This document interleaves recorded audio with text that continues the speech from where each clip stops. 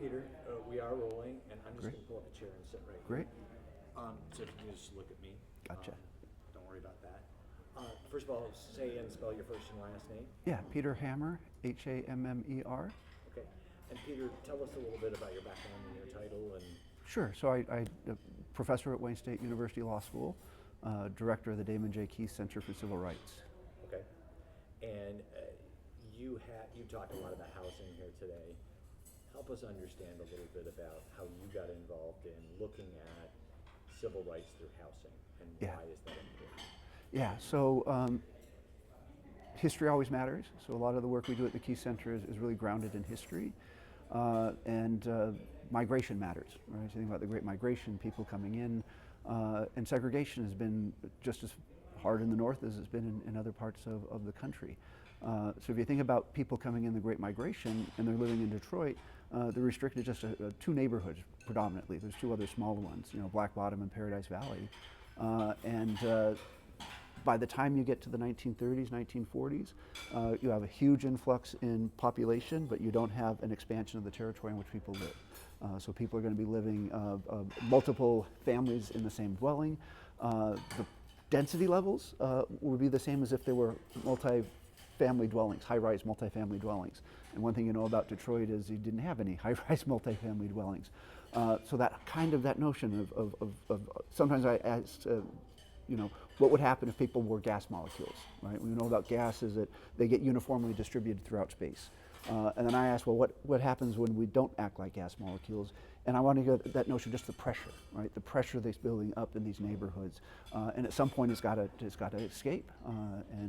When it started to expand, you get the white flight, you get the restrictive covenants, you get the blockbusting by real estate agents, and you have a complete resegregation of the region in Southeast Michigan, where instead of segregated space happening inside of a city, you're going to have the entire region where entire cities now function as segregated space. And if you talk about housing, that's connected to opportunity. Right? So when you're segregating the housing and the neighborhoods, you're also saying who has access to different types of opportunity. And that also impacts generational wealth, correct? Yeah. So in America we have a different psychology that focuses on individuals. Right? It's hyper individualistic, and it doesn't look at systems. Right? So the story that people tell is their grandfather worked very hard and he bought a house, and because of his hard work and taking good care of the house, the housing value went up. BS. I mean, that's just not how life worked. What happened was federal policies in the 1930s made federally subsidized 30-year mortgages, which was a brand new product, right? Take it for granted today, didn't exist before, right? That made the opportunity to buy a house so much more easy and accessible. But then they racialized it, right? So they would only give you a loan if you were white, right? And they wouldn't even give you a loan if you were white if you were in a black neighborhood or in a neighborhood that was going to be infested, right? And they use this sort of public health disease-based language to describe the nature of these threats. So white folks were able to leave the city, go to the suburbs, which became really white suburban space for decades and decades, get a federally subsidized home, be in a city where the housing values would be increasing, and they could transfer that wealth to the next generation, right? Or they can pull that wealth out and pay for their kids' college education. So the housing created the wealth then creates other forms of opportunity. And what do we know about money? The value compounds over time. So the disparity is getting bigger and bigger as opposed to some of these problems where they're narrowing, right? So if you look at the average household wealth, it depends how you do the studies, it's all different. The average white family can have as much as 10 to 13 times more wealth than the average black family. So this compounds over time. It's intergenerational in its nature, so the advantage that one group had gets bigger and bigger over time, and the types of disadvantages that other groups have can often get worse over time. Okay. And when we look at sort of that historical trend, Yeah. because that is still continuing, Yeah.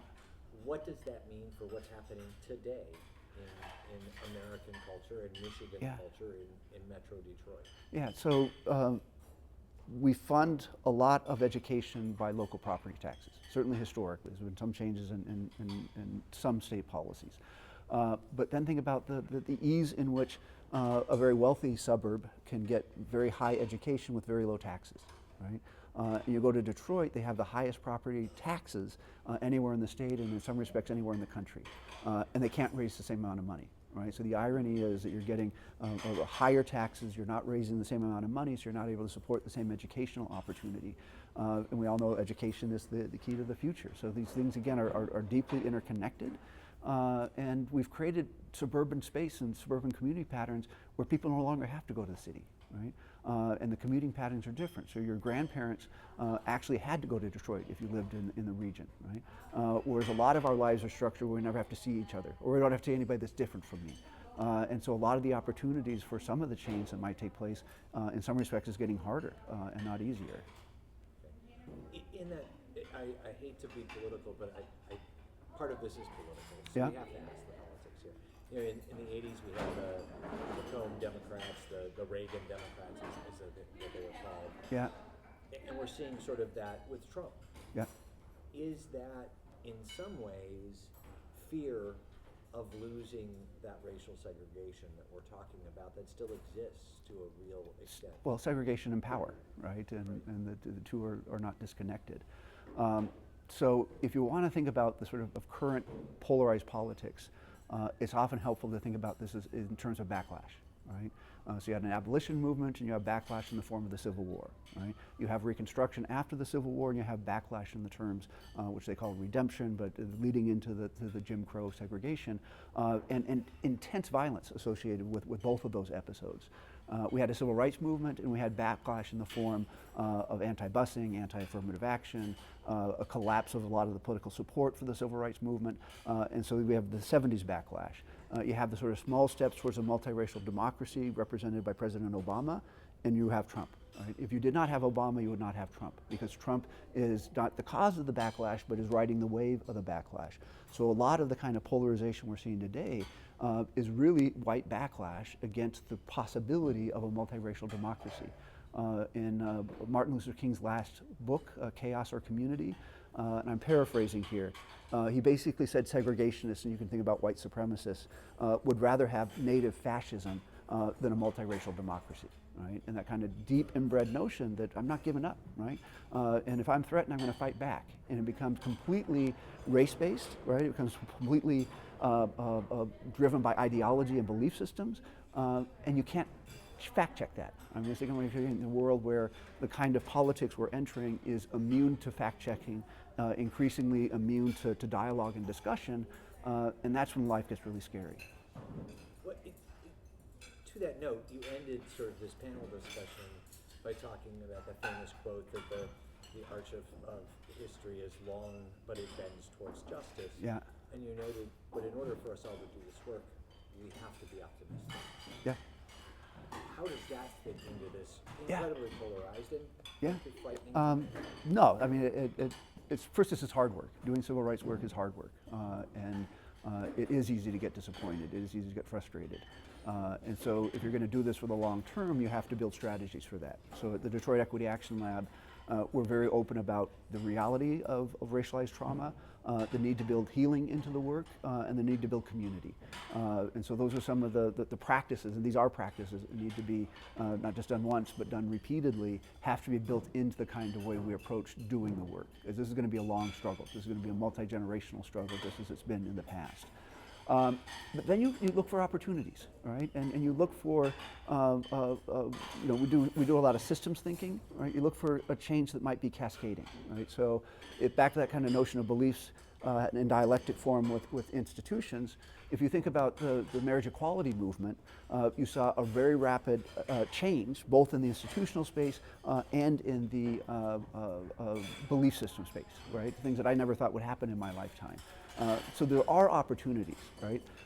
As well as if you get the right framework, you can think about the right solutions, right? So that spatial structural racism that we talk about, that interinstitutional dynamics, looking at this as a complex adaptive system, might sound frightening to begin with, until you realize that the ecosystem and the environmental movement is based upon the same model, right?